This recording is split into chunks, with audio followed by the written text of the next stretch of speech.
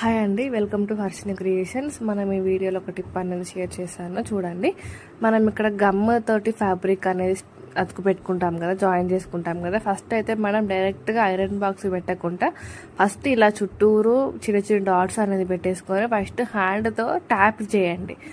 ఇలా ఒకసారి ఇలా హ్యాండ్తో ట్యాప్ చేసిన తర్వాత మాత్రమే ఐరన్ బాక్స్ వేయండి, సో దట్ కదలకుండా ఉంటుంది క్లాత్ అనేది. అండ్ ఇంకొకటి, ఫస్ట్ మీరు ఫ్యాన్ అనేది ఆఫ్ చేసుకోండి.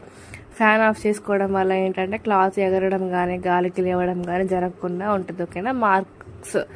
గమ్ మార్క్స్ అనేది వేరే దగ్గర పడకుండా ఛాన్స్ ఉంటుంది.